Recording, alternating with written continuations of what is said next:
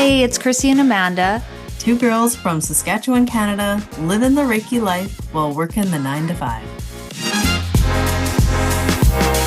Hey everyone, welcome to Living the Reiki Life. You're here with Amanda and I.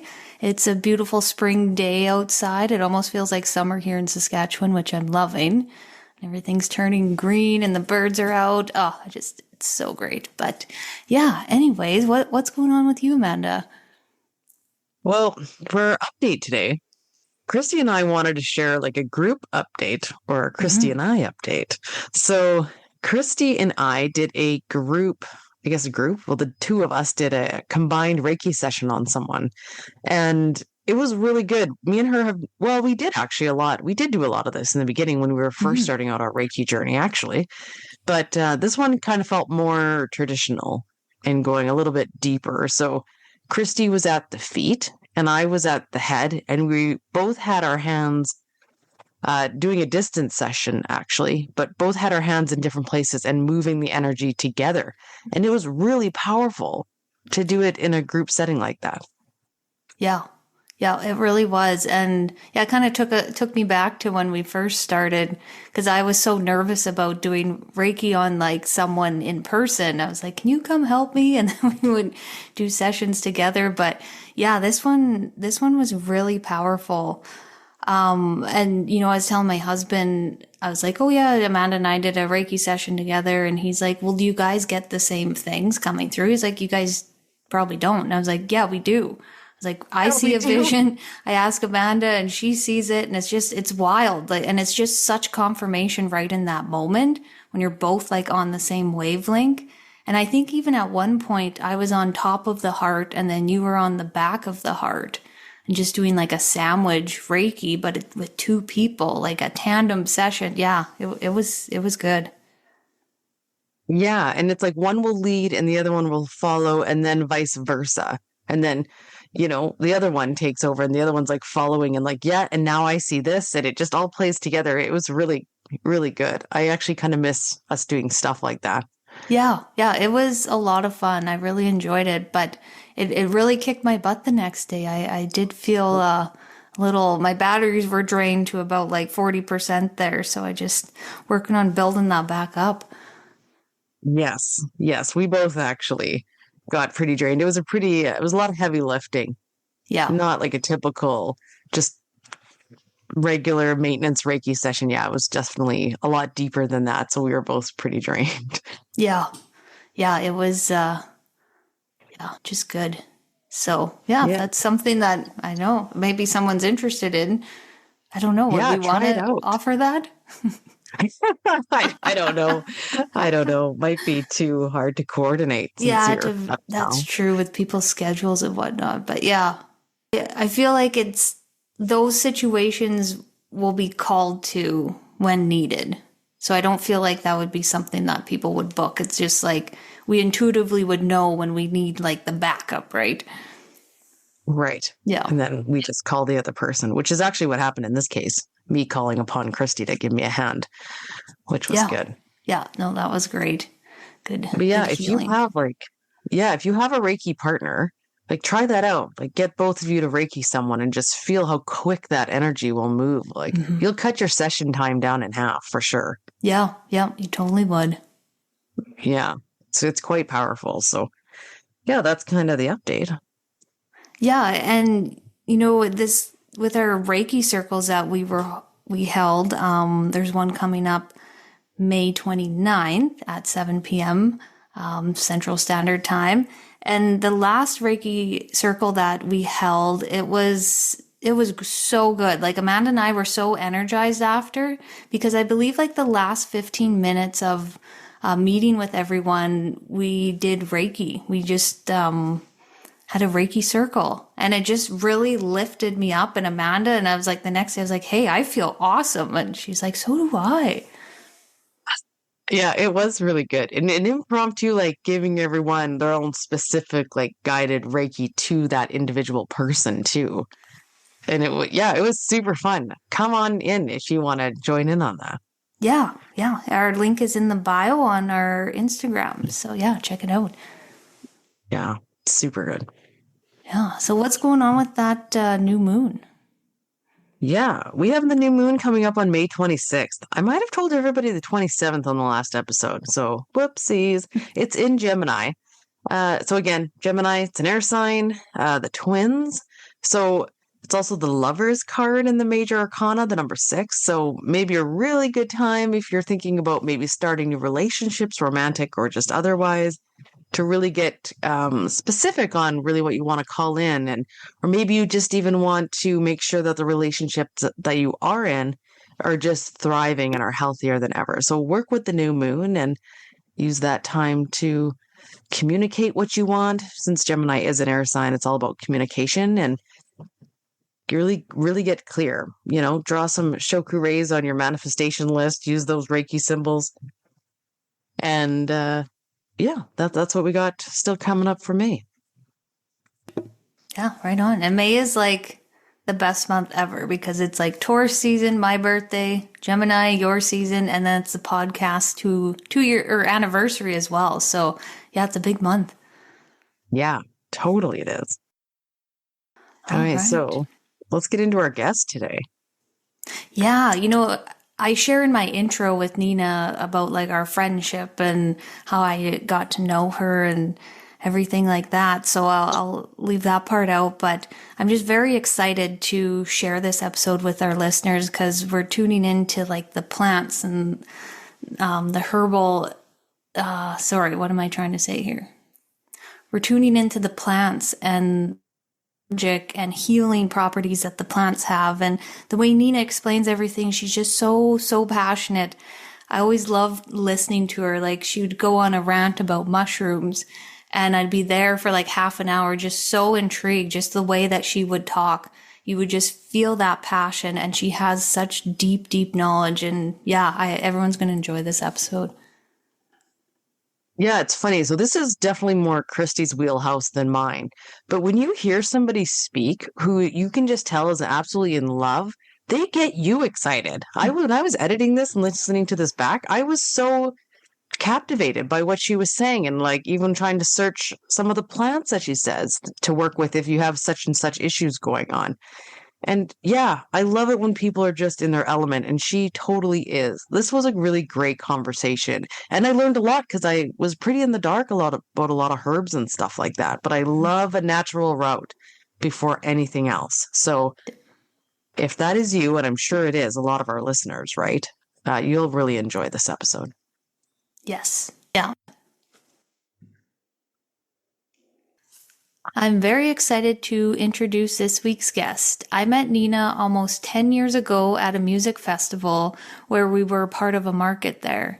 And the moment I met her, I just knew we would become friends.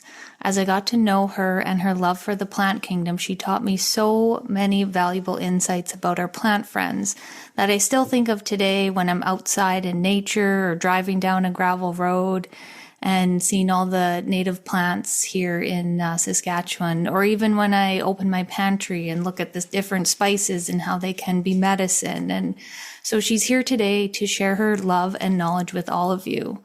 And so Nina is a medical herbalist and an educator with a strong commitment to empowering individuals in their pursuit of holistic health and self-reliance through the art and science of herbal medicine.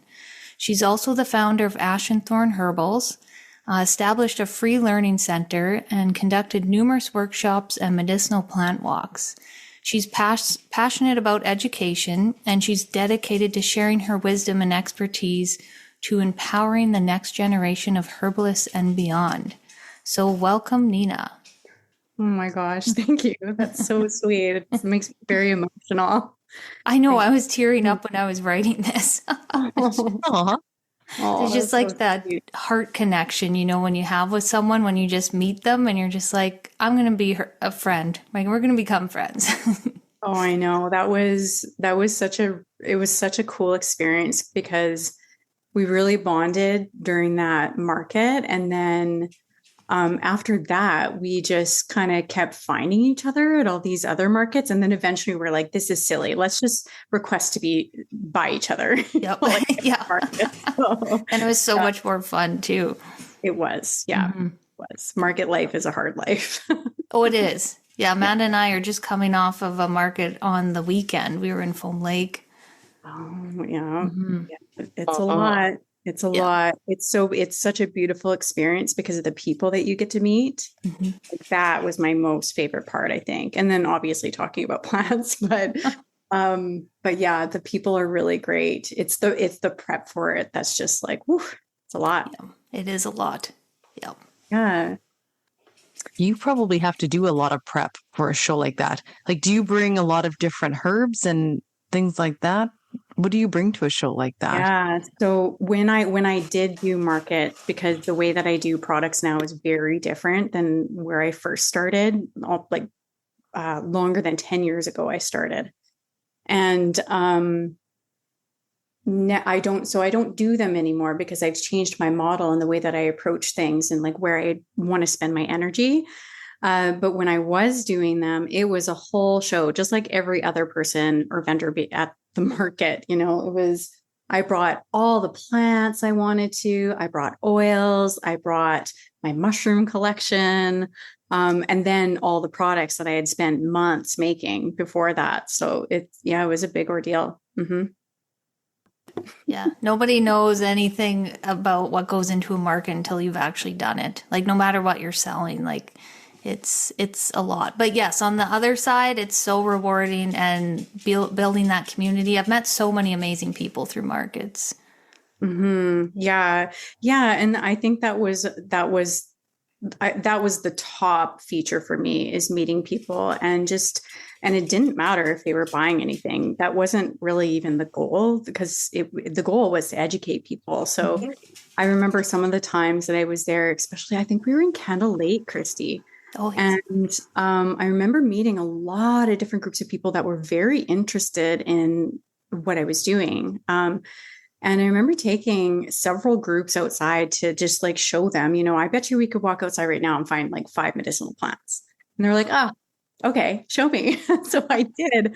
And you would watch my booth. Thank you very much. And then we would go outside and I would just show them. And, the simplest plants that we saw, that at least Western culture sees as weeds or inconvenient, plants, are highly medicinal and, very, very beneficial for people. So it really blew their minds, which was really cool.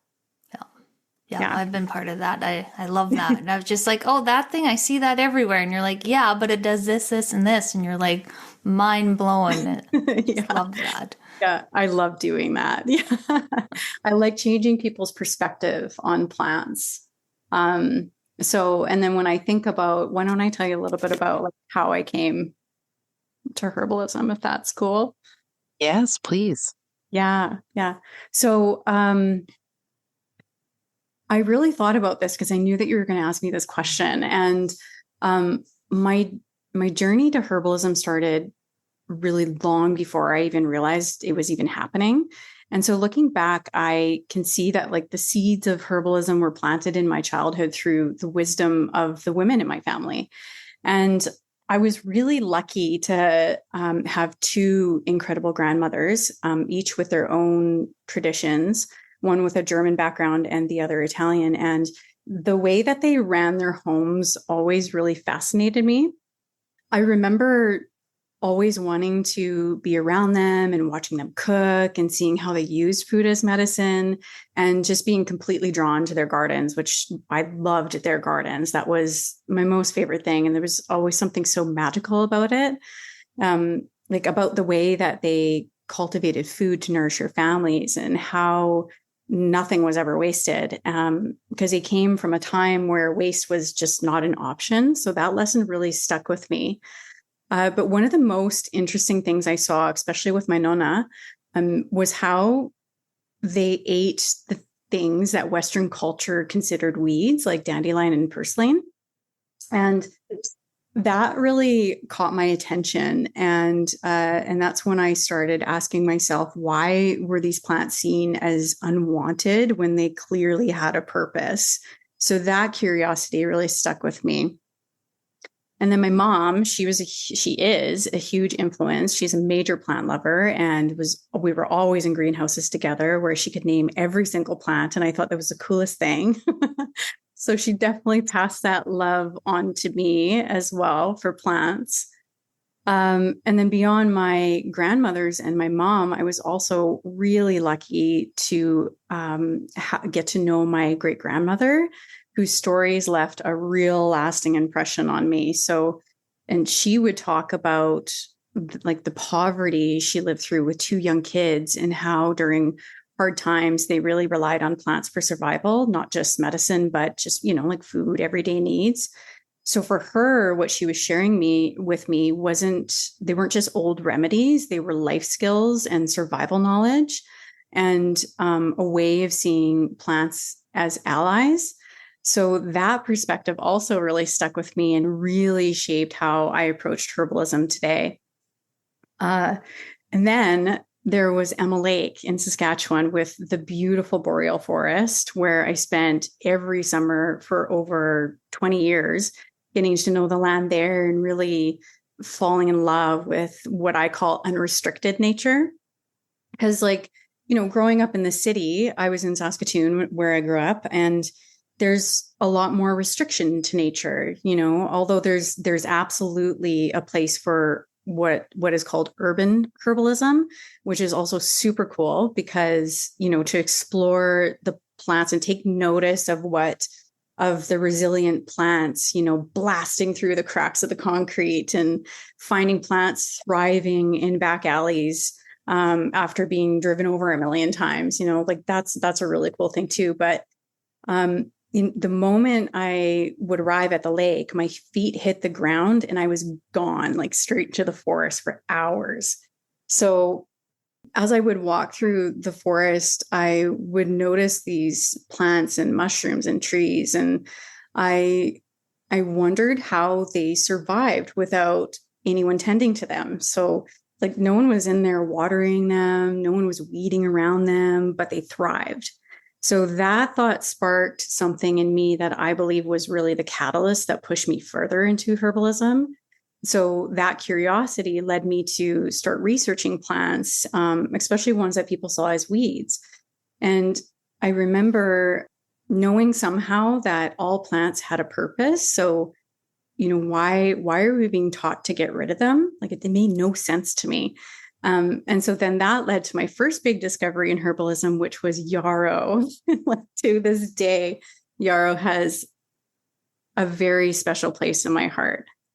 So from there, I studied herbalism on and off, but no matter how much time passed, I always found myself returning to it. So I remember I was always creating herbal remedies and exploring relationships with plants in different ways, whether it be, creating products or for just friends and family, or reading about them or sitting with them. And most often I was visiting the same plants and mushrooms again and again, and just really observing them in their natural surroundings and throughout the different seasons. And then I started collecting herbalist certifications and diving deeper into more structured studies. And I think the biggest shift happened when I was working in a corporate position, and I felt very stuck and just really limited in that role. So I decided to temporarily transfer with the company I was with at the time to Vancouver Island, where I'd signed up for a 4-month in-person community herbalist program. And that broke me wide open. So, sitting in class and being surrounded by like-minded mentors that had been studying herbalism for decades, it was amazing to be taught by these people. But after that course was finished, I had to move back to Saskatoon. So, but I remember I was just like, I really need to share this with people. I have this strong need to share what I learned with people, because I felt everybody should know this, So I worked really hard and for a while, and then I launched my company called Ash and Thorn Herbals. And then through this company, I created a line of beautiful botanical products that were made from plants I ethically wild harvested, or I grew them in my garden, or I purchased them from like small scale organic farmers. And that was a lot of fun. And then also with Ash and Thorn, I created a free learning center, like Christy mentioned, so that other people could discover plants like I did. Because I strongly believe that everyone should have this information and be able to connect with nature in this way if they want to welcome it in, and that, there's medicine all around us and anybody can use it. So, yeah. So eventually, near the end of that corporate career, I also went through a major relationship shift. And I knew I needed a change. So I made the decision to move back to Victoria, where I am now, to further pursue my education in herbalism. And this is where I finished my clinical training in phytotherapy and became a medical herbalist. So, since then, Ash and Thorn has continued to evolve, and I still do create botanical products, but they're now offered in a more intentional and minimalistic way. So, but my primary focus with Ash and Thorn is education, which has always been at the heart of the company from the very beginning. So now what I do is I dedicate my time to creating courses that I offer on my website. I teach at the college where I did my clinical training. And I still share lots of free herbal education through my learning center, because again, my goal is to make herbal knowledge accessible and practical and empowering, to just really help others reconnect with plants and nature and their own health in a really meaningful way. Yeah. Wow, that's a really good story. I had a question about it though. That yarrow, what is that for our listeners, including me, who doesn't know what that is? Yarrow is considered, so the Latin name is Achillea millefolium, and it is considered a weed. And it comes in all different colors. Three primary colors, I should say. And each color will do something different, especially when you're talking about herbal energetics or like flower essence, I'm sure, as Christy is now experiencing, right?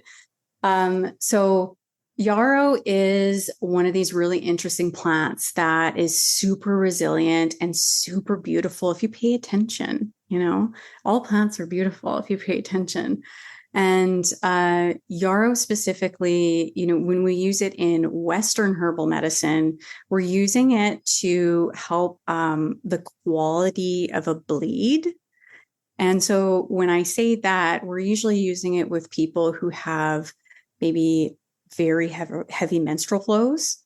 Because what yarrow does is it's a very smart herb. So when you take it in therapeutic doses, it can help regulate menstruation in a way that you're not bleeding profusely. In fact, in World War II, I believe it was, they were using yarrow and like stuffing it in wounds to staunch bleeding, because it will stop bleeding immediately. So it's not only, there's many other uses for yarrow, but that one I think is like the primary, the number one thing that I first learned about yarrow, I guess I should say.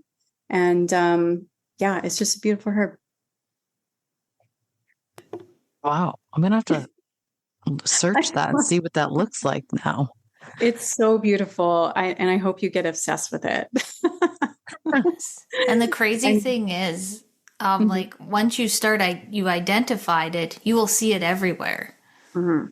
It's so weird how that works. I was just talking to a lady about this on the weekend, and it's like the plant appears for you when you invite it in. And then all of a sudden you're like, it's there. How did I not see this before? It's like, well, it didn't show itself to you yet. Yeah. And that's how herbalism starts. And then you start seeing all these different plants in very different ways. Like your perspective starts to shift.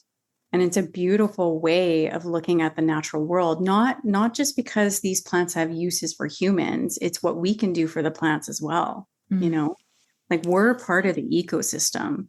So we're supposed to be stewards of the land. So I remember too when I first learned about yarrow, and I was like blown away, right? It was like, this is crazy what this plant does.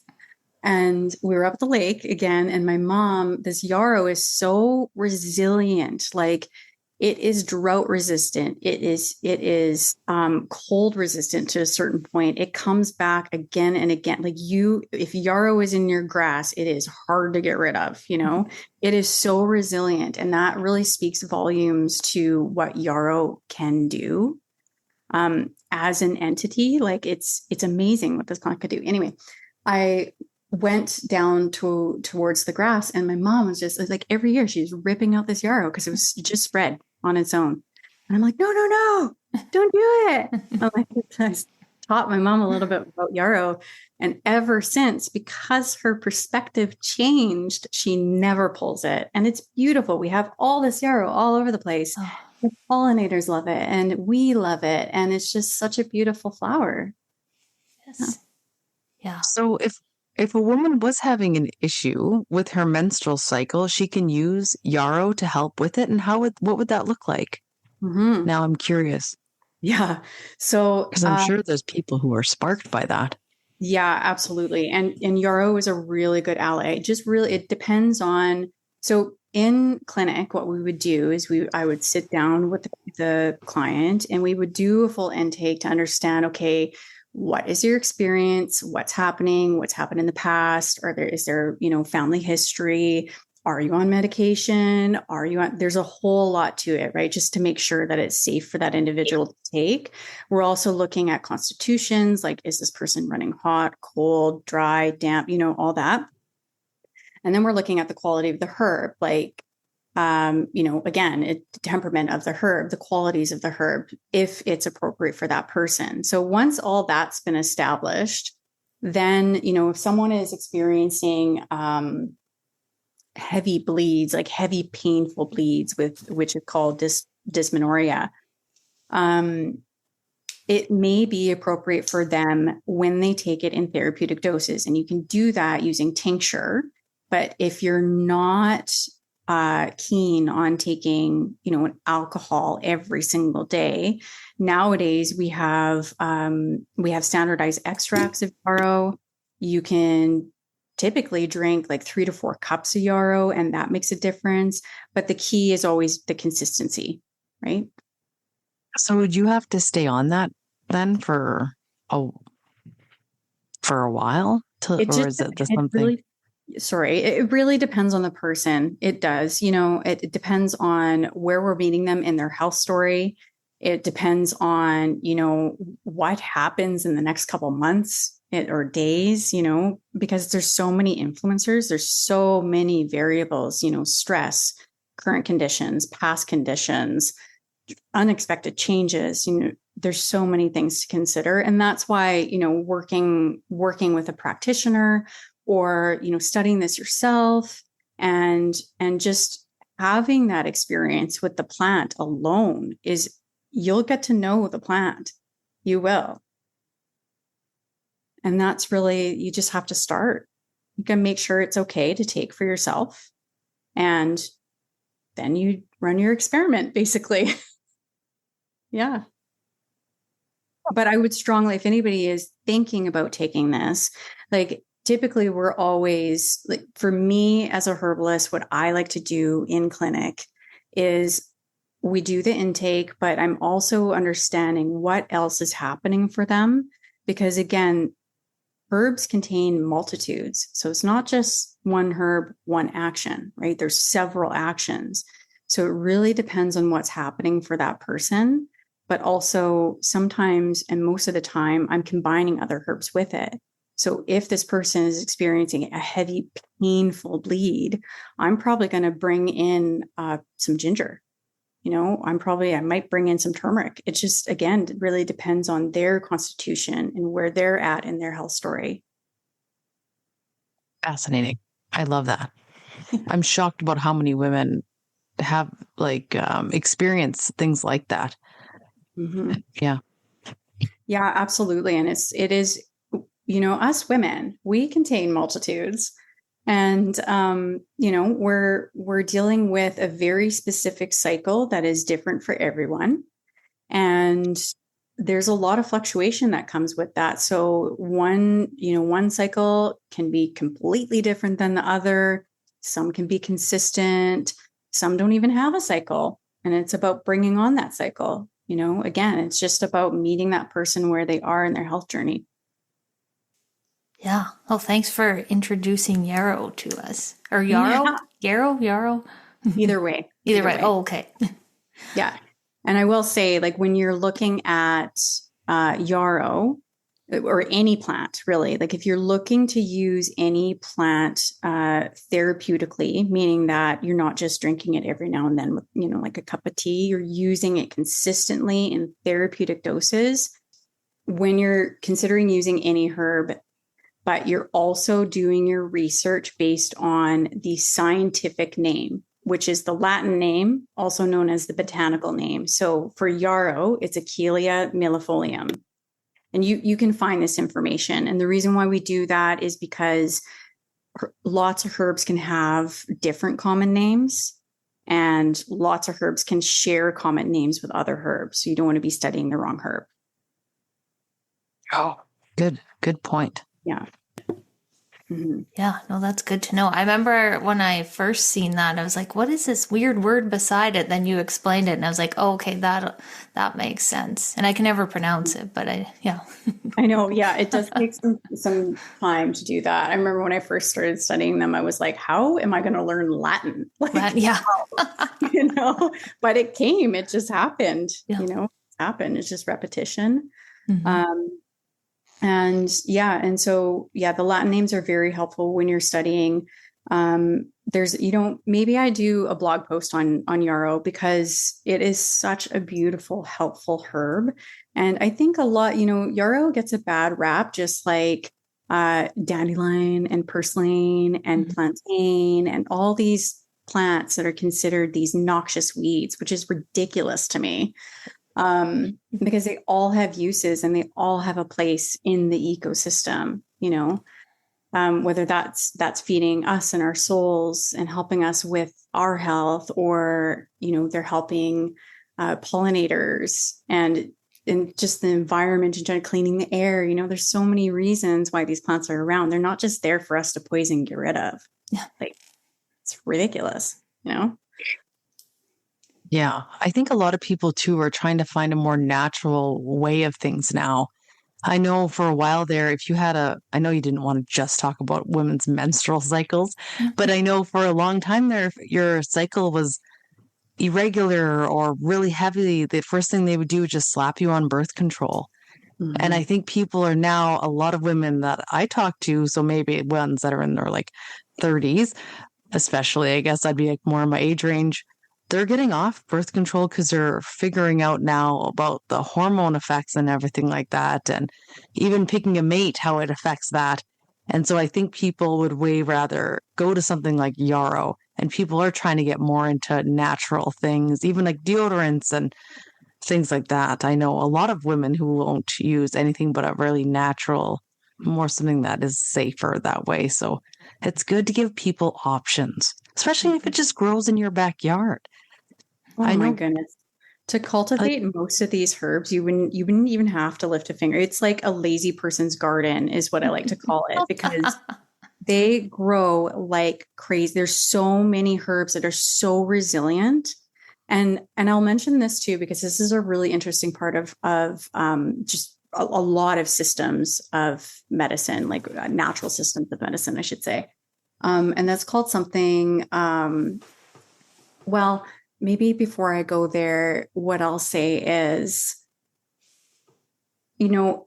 I hope this is a message for everybody. I hope that through this episode, you'll now start seeing these plants in a different way and start getting curious. Because once you start getting curious, that opens a whole new world. Mm-hmm. Life is no longer mundane. Life isn't just black and white. There are so many things happening around you And I was one of them, not really understanding what was happening around me until, I was lucky enough to have these beautiful women in my life spark those curiosities and just spending time in nature. I'll often say to people when we're either out on a plant walk or in clinic, and I know, Christy, I've said this to you, is, if you walk the same path again and again, you will notice different things if you're paying attention. And then after you've walked that same path again and again in that one direction, switch directions on that same path and see what you see. Yes. Like, it's mind blowing. And it's like the simplest thing, but it really does open a whole new world. It does. It's just like capturing that awareness.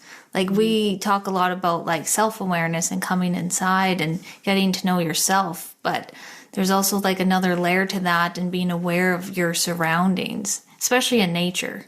Like it's, I love that. Walk the path and then turn and then walk the other way. Yeah.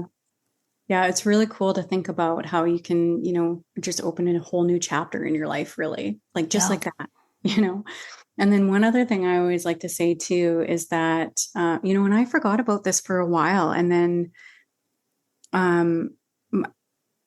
honestly, I wasn't outside for a while there because my dog passed away. And then I was like, what's the point?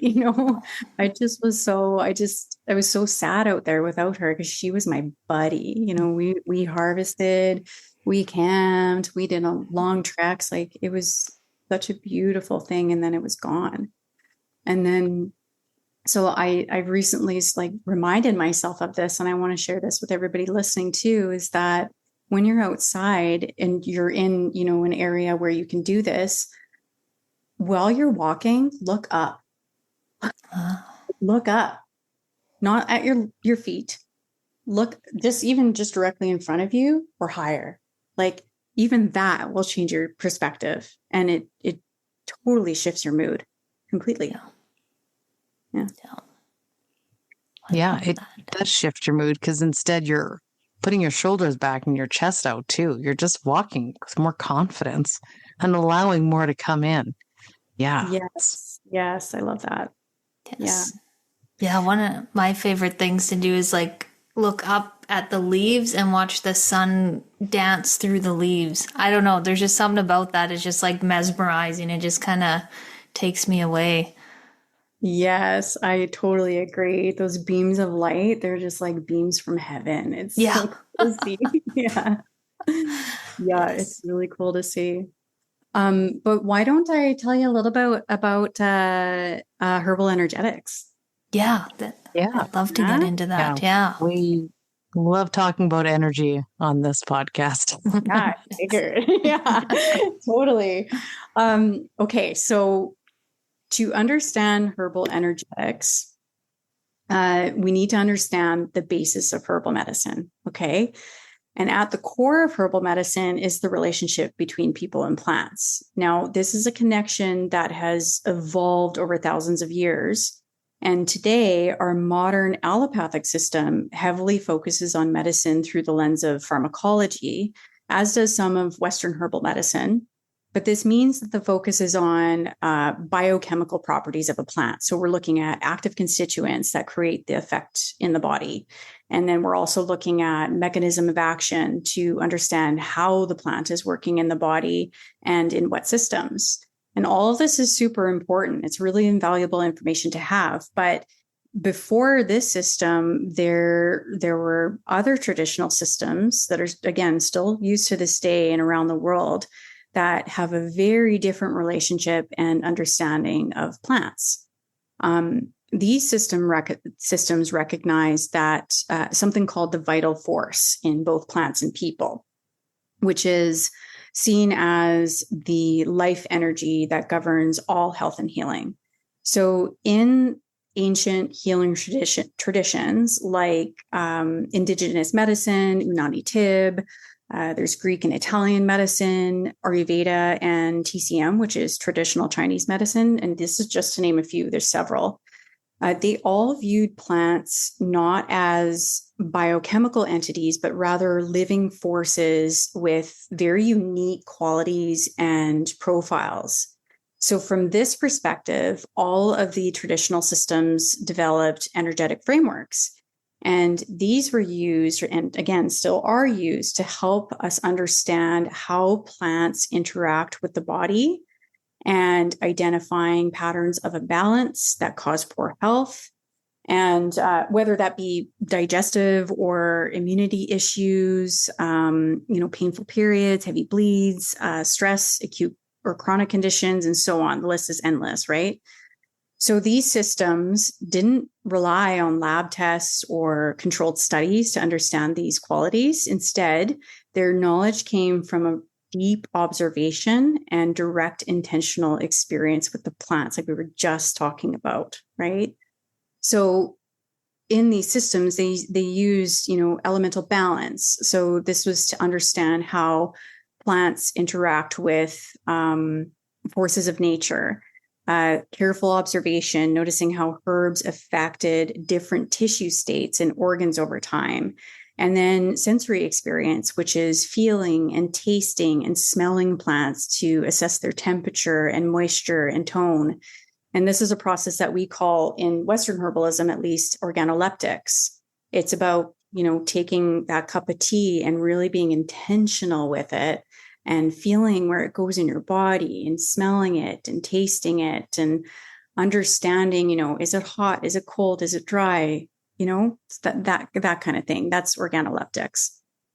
So this approach allows for a deeper, more intuitive understanding of how plants support healing and to help address not just symptoms, but the whole person to determine root cause for the best course of herbal treatment tailored for a specific individual, because we're all different. So, for example, I think a lot of us know that digestion is at the core of our well-being. So when digestion is off, there's a whole cascade of issues that comes with that. So in Western herbalism, which pulls from many of the systems I mentioned before, they classify herbs and digestion or any condition based on 4 primary qualities, which is hot, cold, dry, and moist.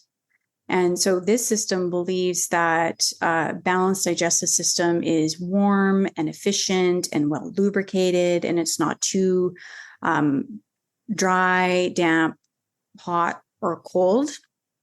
So like if somebody's experiencing bloating or cold hands and feet after eating, they're likely experiencing a cold digestion and need warming herbs like ginger or cinnamon.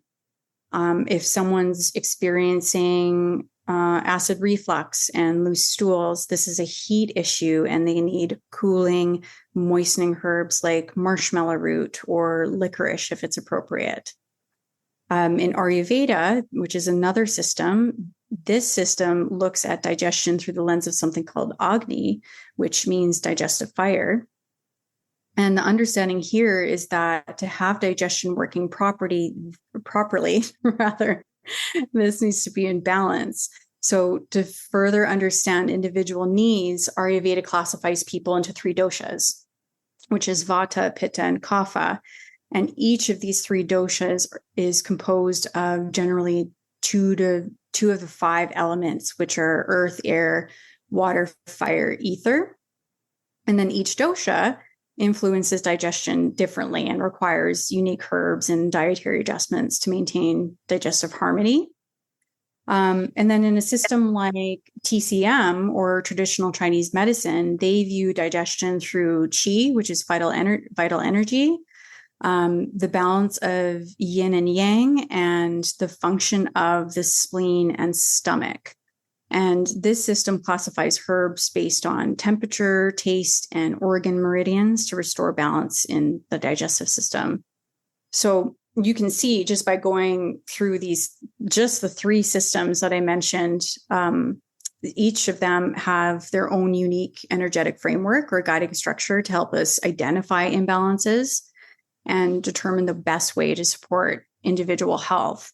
But also, while language and approach may vary, the goal does remain the same, which is to understand the person as a whole and restore balance in a way that aligns with their unique constitution and needs. That's the nutshell.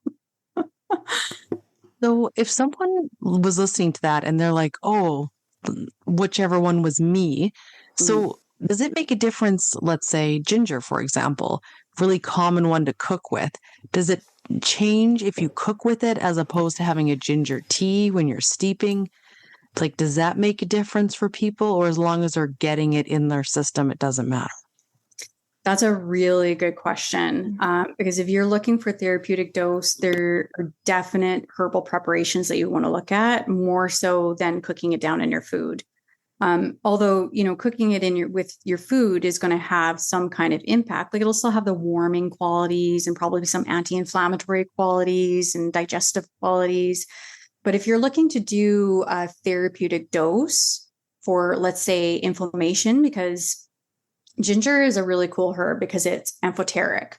It's an anti-inflammatory herb that can be both cold and warm. And it works on upstream and downstream inflammation. So upstream inflammation is when it's usually addressing like root cause. So it's upstream is like ginger. Okay, the most simplest way, ginger will help prevent inflammation. Okay, before it even starts, which is super cool. And there's not every herb will do that. There's only a few. And then it'll work on downstream. So this is when inflammation is already present. So, you have sore joints or just a sore stomach, inflammation is already present. It'll help reduce that inflammation. So again, it really depends on what you're using it for. And the preparations for those are typically, like, again, Western herbal medicine. I personally really enjoy standardized extracts, especially for people who find those more convenient, just to make sure that we get the herbs in, right? But if you want to go more traditionally, you can use it as a tincture, you can use it as a tea or decoction, really. And those are the two main ones that I would say to use it as.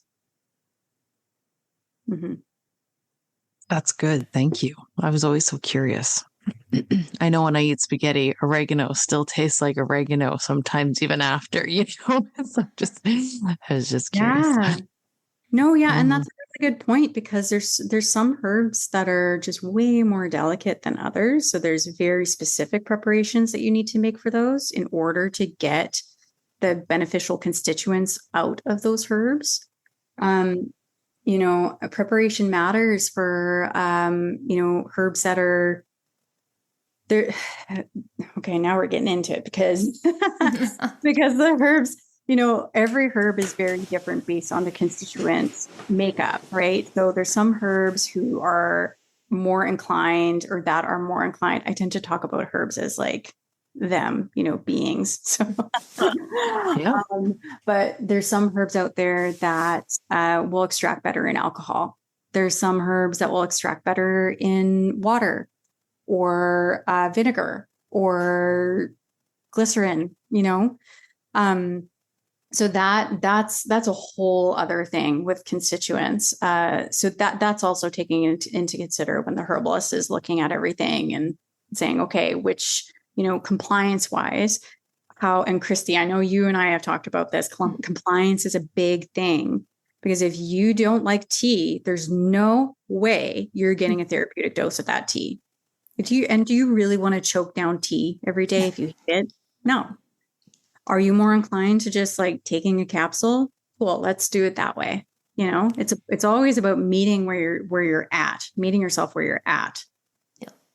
And like knowing yourself, like know yourself the best. So you always start there.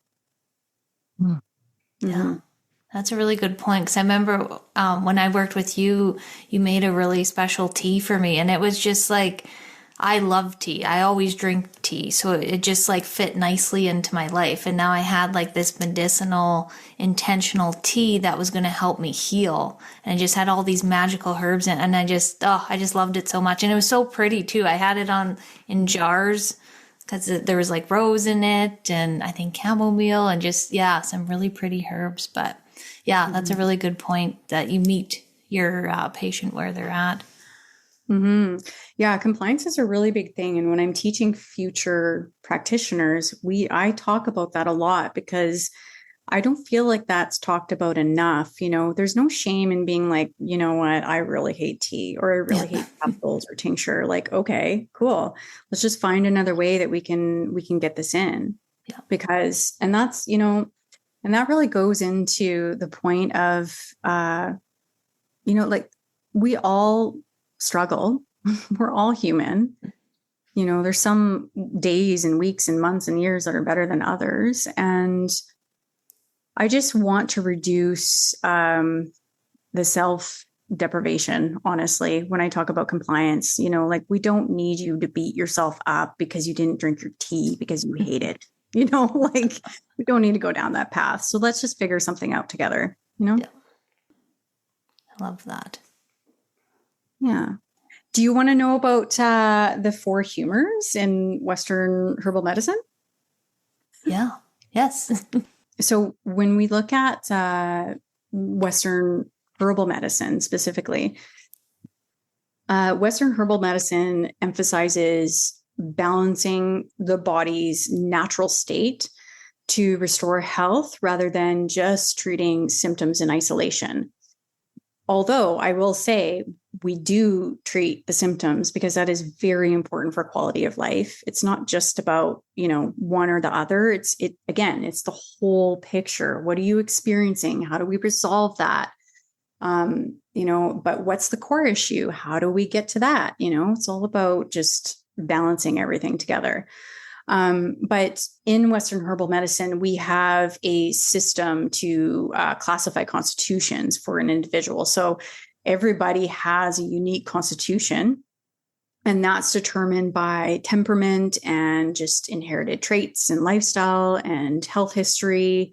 Just a whole host of things determines constitution. And in Western herbal medicine, they can change, you know, like the balance of them change, and you're usually more than one constitution. So again, that comes in, you know, the art and science of herbalism really comes into play there, because there's so many moving parts.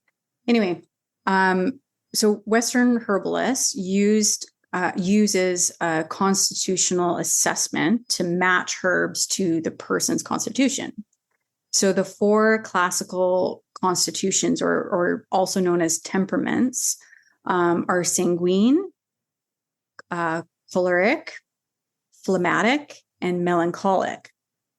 And so again, each of these temperaments will have their own kind of like general basis as to what people will experience if they fall within these classical constitutions. That makes sense? So sanguine is governed by air, and they are usually hot and moist. And when you look at Ayurveda, these people are usually Pitta Vata.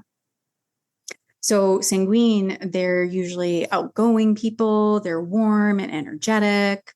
They're super prone to inflammation and have a high metabolism typically, but also have a lot of skin conditions. So sanguine, because they're usually hot and moist, they need cooling, astringent herbs to balance excess heat and moisture. So herbs that fall into this category, and again, I'm just going to say this again, because herbs contain multitudes, right? And it really depends on how you use them. But examples of herbs that would be really good for sanguine people are chamomile, dandelion, and lemon balm. So choleric, which is governed by fire.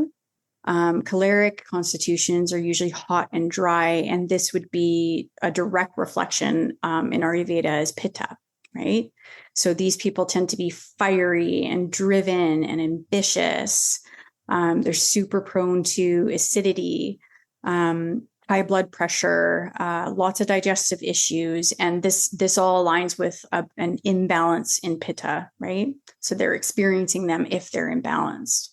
So choleric constitutions, again, because they're hot and dry, they need cooling and moistening herbs to counteract excess heat and dryness. And some herb examples here would be marshmallow root, licorice, and peppermint.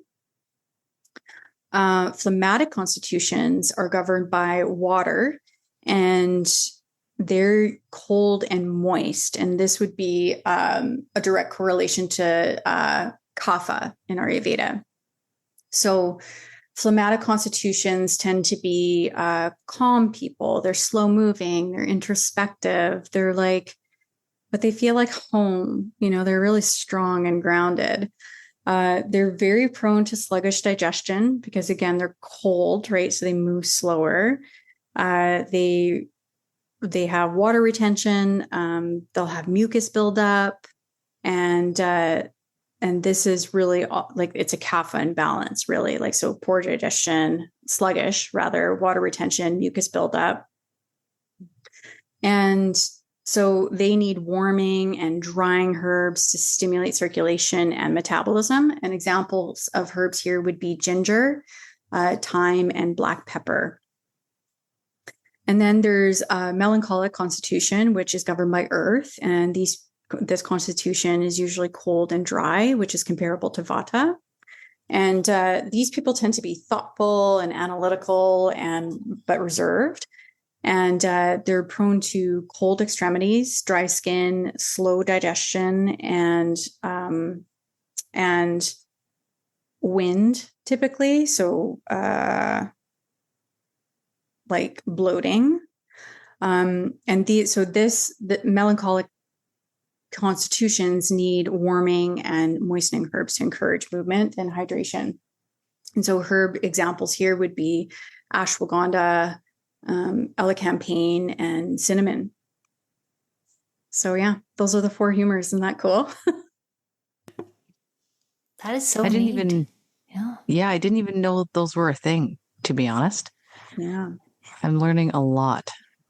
Oh my gosh. Yeah. And honestly, we could talk for hours because I haven't really even gone into Ayurveda, and I've just scratched the surface of Western herbal medicine. And we haven't even gone into TCM, which gets real cool. Like it's crazy. Like these systems are so interesting and they absolutely work. But I do want to just reiterate that even through those, like the 4 constitutions that I just named off, people can be combinations. It's not just like you're in this one box, right? So if people are going after this podcast and exploring these constitutions or looking into Ayurveda or TCM constitutions, just know that if you relate to one category, doesn't mean you're solely there. You can read a little bit more because you're going to relate to a few others. And the main idea behind having these kind of categories is to give us a general understanding as to where we're at again in our health story and what we need to bring in, because we're only ever experiencing symptoms when we're out of balance. When there is an imbalance, you experience symptoms.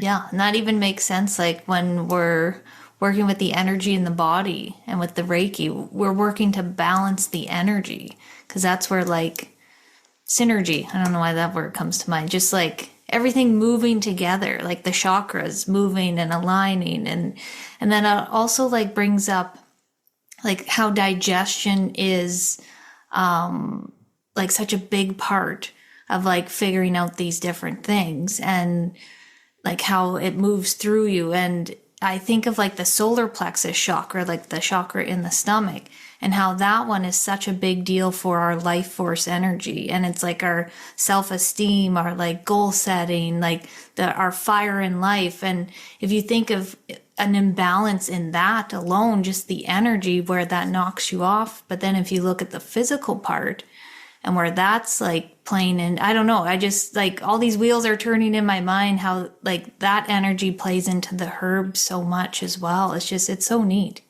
Oh yeah, there's a lot of connections, and you can use chakras to balance, or herbs to balance chakras rather.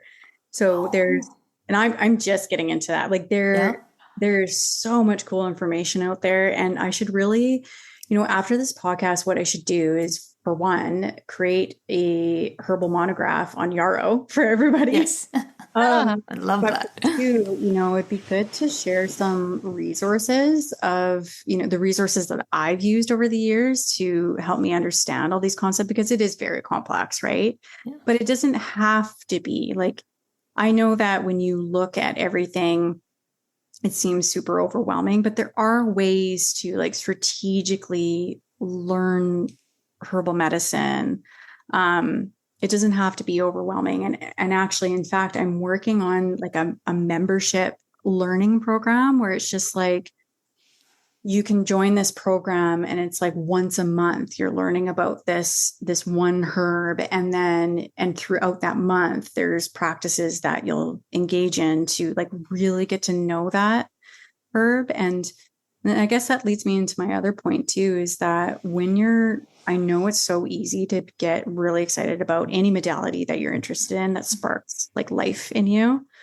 And then when you look into it, it's just like you're trying to grab all this information super fast. But and then you can get, you can go down a rabbit hole for sure in anything. But what I will say is like one of the things that one of my mentors said to me was, is it better to learn 50 herbs?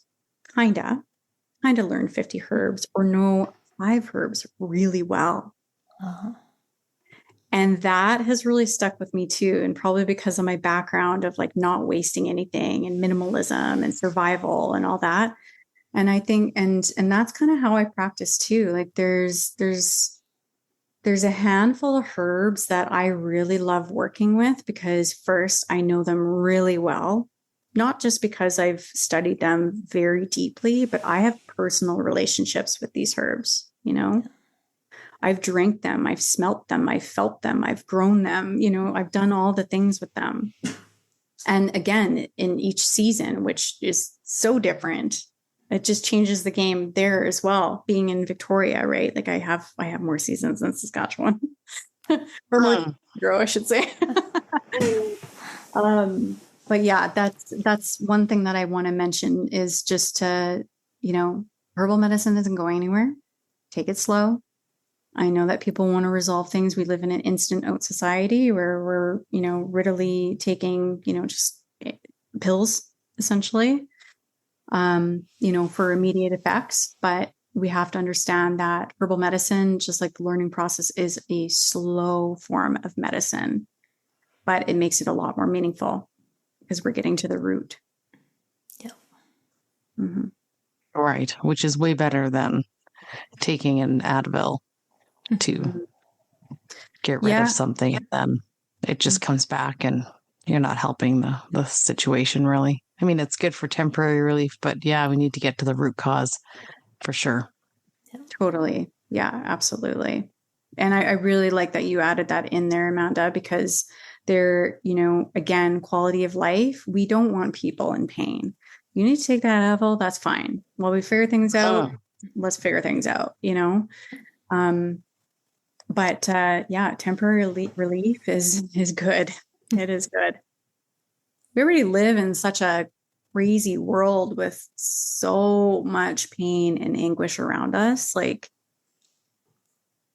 we don't need to take it and like make it worse by being like, no, I should really take something natural, and that's fine. There's a time and a place for allopathic medicine. Like emergency medicine is brilliant. It's amazing. And I'm sorry, but no herb is going to do some of the things that allopathic medicine can do in emergency situations. Yeah. It's just not. But that's why I think it's really important for all of the modalities to get together and start working together. It's not about like, hey, you guys over there in Western allopathic medicine, you suck, like that. It's not about that. It's about, working together and creating a synergistic relationship between all these modalities. Yes. That's with that. I've thought of that so many times, and I was thinking, like, in our lifetime, are we going to be able to see that? Like, I I think a lot would have to change, but a lot can happen in like 5-10 years. But I think that'd be amazing. You go see your doctor and you sit down with the herbalist, and then you sit down with someone that knows energy work, and like you're treating the mind, body, and the spirit. Like how much power would be in that? Like, wow. That would be incredible. That would be incredible. Yeah, it would be such a beautiful gift, but I just don't see our system going in that direction. And I mean, I think herbalism is really, it's coming back in a very strong way. It's always been there. It's just that, without getting into the whole thing about why herbalism was treated as quackery for so long. Hello, it made us live forever. And we're here because of plants. Anyway, it's coming back in a big way, for instance, like, I was, oh man, this will get a little heavy, but I have always suffered from major depression and anxiety. And there's been a lot of major shifts in my life that haven't been the easiest lately. And honestly, like for couple of years, maybe 3 years, has been very hard. And so it's been, I reached a point where I was at my end. And so for me, and keep in mind, you all know that I'm a medical herbalist, I needed to see a doctor. I needed to get some relief because it got to that point where it was an emergency. Mm-hmm. It was an emergency. And I wasn't taking care of myself, and I wasn't being with my plants or doing, I wasn't doing all the things that feed my soul because I was in that depressive state, which everybody can get to. Like if you know, right? And so, and I could not get into a doctor. I couldn't even get into a walk-in clinic, like nothing. I had to apply to get into a walk-in clinic, and I still never received a response. And I told them point blank what was happening. I was like, listen, I am done, like I even called a helpline. So it was bad. And so anyways, I'm sharing all this because I hope it's helpful for people, because then what I did, I said, okay, I can't go down that path. I'm going to turn to what I know. And that's all to say this, to share 2 plants with you that I think can probably change the world. And that is passion flower, which is called Passiflora incarnata. Christy, I know you know this plant. Yes, I do. And saffron. Oh, saffron. Oh. Yeah, we think saffron is just this really expensive seasoning. Yeah. But there are so many many clinical studies out there, if you want to look at them, that will say about 30 milligrams of standardized saffron will help improve your mood. So it's been used in a whole bunch of studies for anxiety and depression. And so I started implementing that. Then I also, because I know passion flower, and passion flower is a beautiful plant. Like whoever is listening, you need to Google yarrow, and you need to Google for the pictures and Google passion flower. It's beautiful. So anyways, passion flower is this beautiful nervine. So it like really helps works on the CNS, like the central nervous system, to help calm us down. It can help stop cyclical thinking, which is a very commonplace in depressive states, right? Wow. It's a hypnotic. So you want to make sure that you're not taking like crazy amounts of it, but with that said, because it can be very, like uber relaxing. Okay. But also it is so safe. Like passion flower is one of the safest plants that you can take, but also, if you're on SSRIs, if you're on any kind of antidepressant or mood, anything, you want to be sure that you're not combining those in a certain way. So I just want to put that PSA out. But it's generally very safe for a lot of people. So I started combining between 500 milligrams to 750 milligrams of passion flower in standardized capsules, because again, I needed that relief. Like now, I was going to drink like 10 cups of passion flower. So, and combine that with, what do I do now? I started at 30 milligrams and I titrated up. So now I'm at 45 milligrams of saffron. Saffron. Wow. Changed everything for me. Really? Wow. How amazing is that? I had no idea. Yeah. Me either. Yeah. And then if you combine that with something called Damiana, which is Ternura diffusa, that could all, listen, I'm going to say every plant can change the world. But quite honestly, like this is a thymoleptic, and thymoleptics increase mood. Like that is what they are there for. It's also an aphrodisiac, so it makes you feel really nice. And it's super spicy. Like she's a spicy girl. And if you combine Damiana in with that, like just, a couple cups of tea, and you combine it with anything you want, but you can take it, you can just have it neat. That is even more of a booster, which is amazing. Mm-hmm. Wow. Yeah. I'm sure there's a few people that need to know this.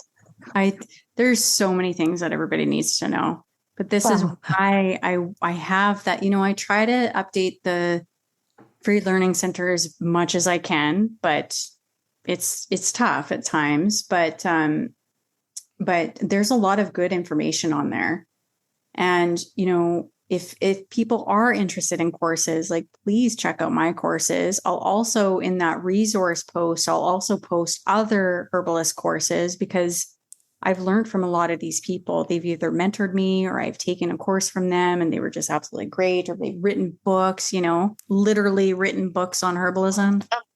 So I want everybody to have these resources, not be overwhelmed by them again, but just have them.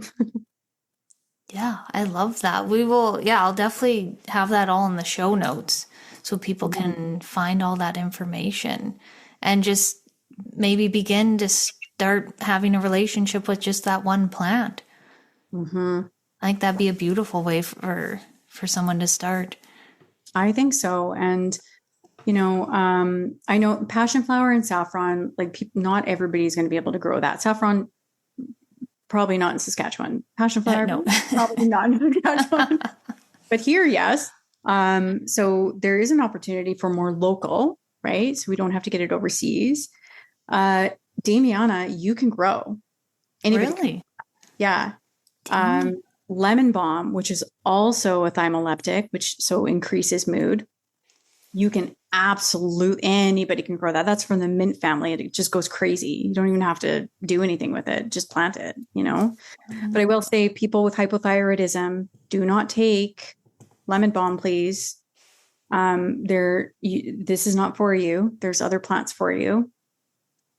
So again, just like speaking to, making sure that you're looking into the plant and understanding, okay, is this plant going to meet me and help me, or is it maybe not for me? Yeah, that's right. Mm-hmm. Yeah. That's cool. And people can meet with you over Zoom and tell you what's going on, and you can recommend and hook them up, right, Nina? Well, I don't take any more clients in my clinic. I've decided the reason why I want to explain the reason why is because, I feel like I can make a bigger difference if I'm talking to everyone, Mm-hmm. and like the one-on-one, and it's very important to have, one-on-one sessions with whatever practitioner you want to explore in whatever modality, and that there is immense value in that. And I can absolutely give people referrals to amazing herbalists. But I really took stock a little while ago, and I thought, I don't have a lot of time or energy, because I feel like I'm very spread out, but these are the main things that I want to do. And the main things that I want to do is I want to reach the most amount of people I possibly can, and with this information, right? Because if I just do one-on-one, that person has the information, but not a lot of other people, and not a lot of people can afford one-on-one consultations, like they're expensive. And so, and rightfully so, because your herbalist is doing a ton of work. It's not just the consultation, it's well beyond that. But anyways, that's why I'm focusing on the free learning center and the very structured courses, because I feel like more people can access those, and I'll make a bigger print in people's lives. Yeah. Wonderful. Yeah, that feels so aligned with you and with just teaching. And yeah, you definitely can reach a ton more people doing it that route. Yes, I love that. Yeah, I think everybody should have access to this, no matter what your station is, no matter what your budget is, no matter where you are. This is our right as a human being to be able to take control of our own health and understand the natural world around us and how there is a symbiotic relationship between us. Again, not just what the plants and mushrooms and lichens can do for us. It's about what we can do for them. Like, how do we show up for them too? That's right. Yeah, I feel like that's a good place to end. Was there anything else you wanted to touch on? I mean, yeah, but no. I have lots to say, but this was absolutely wonderful. Thank you so much, Christy and Amanda, for having me here.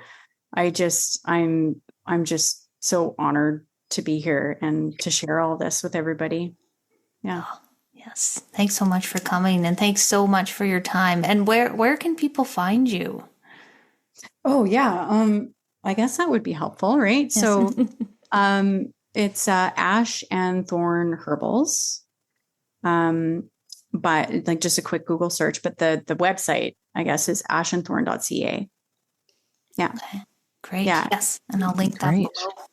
Mm-hmm. And right on the very top of the page, you can see like the learning center is highlighted. So definitely go there and check out what I've posted so far. Yeah. Yeah. I'm going to check that out. Mm-hmm. Yeah. Thank you so much, Nina. I learned a lot today, and I'm super interested now, even just looking up other plants and the things that grow in the backyard, Mm-hmm. Yeah. And that's where you want to start, right? It's just, that's called being like a bioregional herbalist. You're not looking at plants like overseas from Africa, which are very cool and amazing and super exciting. But, it's looking at your surroundings and understanding, okay, these plants are actually like incredibly powerful, and we can have this relationship. You don't have to go and spend hundreds of dollars, thousands of dollars on plants. You can definitely find them in your immediate vicinity. So,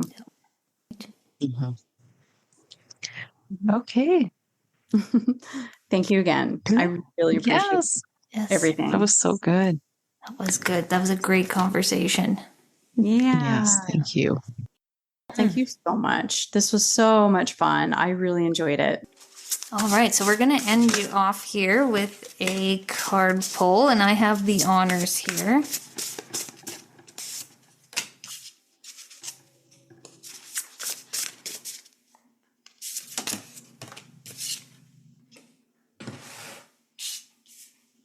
And the Sacred Forest deck. This is like one of my favorite ones, but I felt like it was very fitting. We're talking about like plants and earth and the herbal energy, so yeah, let's see here. So the first one is Dragonfly, Spirit, and Change.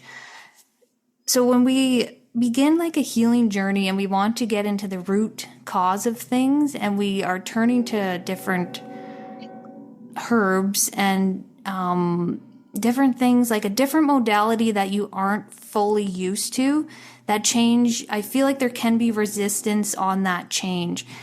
And what the spirit guides are saying, that it's very important to accept change. And yes, change is uncomfortable.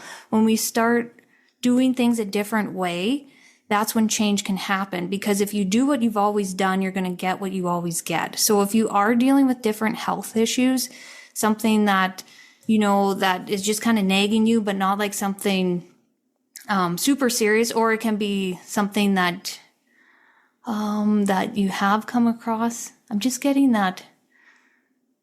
Yeah, like something, okay, so something that's been coming up, or I feel like there could be a new issue, or it could be something that you've been dealing with for a while, and you have gone down, the traditional route and nothing is helping you. So it's like changing that mindset and being more open-minded to a different path of healing.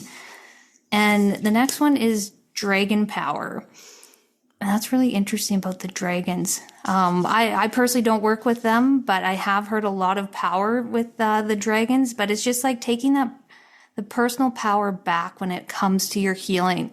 Because when we hand over our healing to, say, a person in a white coat, and we're not taking our responsibility for our own healing, when people go there, they sit there and they're like, hey, doc, fix me. It's like they're only there to open a door, but you have to go through that door and you have to make those changes yourself to bring upon that healing. So take the power back. Don't give your power away to somebody else. Take it back for yourself, because at the end of the day, you are the one that has the healing power within you. You just need to evoke it. And then also the owl spirit, so wisdom.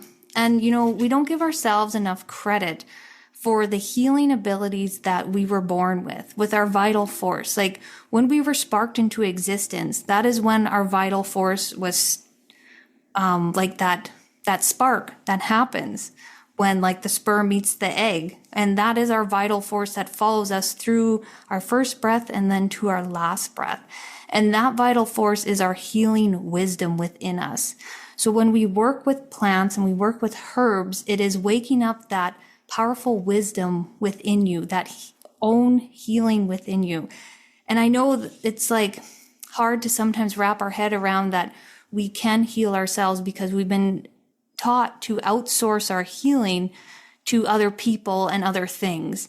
But it's like when we tune in to our own selves and we invite ourselves to have that willingness that we can heal ourselves and remind us of that day in and day out, that will grow stronger. We really need to focus on that vital force within us, because there's nothing more powerful than that vital force itself. And it's really interesting because that is something that I'm learning all about in my homeopathy journey, is really talking or learning about that vital force and just being able to push it on that swing and just get it to work more in alignment and teach your body that, yes, I can heal. So it's a mindset change, a spiritual change, and a change within the physical body. So yeah. All right. That is it. Wonderful. And you're right.